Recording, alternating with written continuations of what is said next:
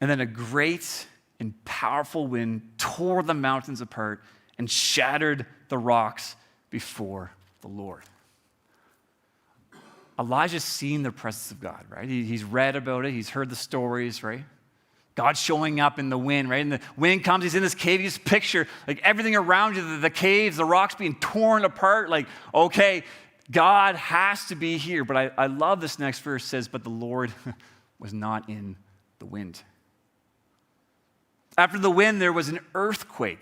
The ground starts quaking, everything's shaking around. The walls of the cave are just moving, and you can have this moment of remembering, yeah, God's in the earthquake. These powerful moments, but God was not in the earthquake. After the earthquake came a fire. He had just seen the power of God, right?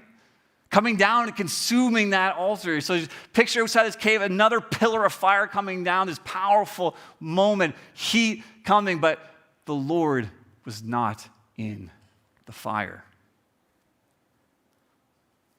You know, and as I kind of shared on Monday on social media, but this next verse is one that really hit me.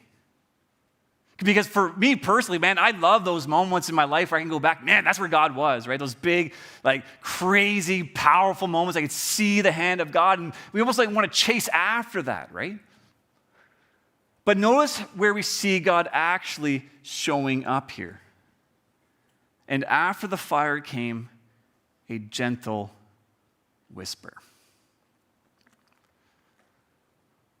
God, we have wind blowing apart rocks. We've got earthquakes shaking all around. We've got a fire coming outside this cave, but God wasn't in those moments. They're really cool events. They're really cool experiences for him to actually witness. But the way that God demonstrates his presence in the life of Elijah for this specific moment was in a whisper. When Elijah heard it, he pulled his cloak over his face and went out and stood at the mouth of the cave.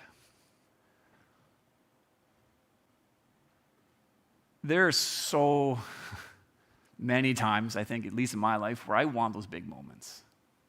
Where I'm listening, I'm trying to be in tune with God's Spirit, I'm waiting for a catastrophic event, right?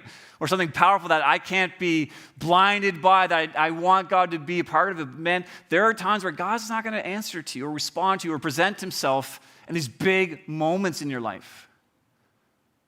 Sometimes what's really needed is a gentle whisper.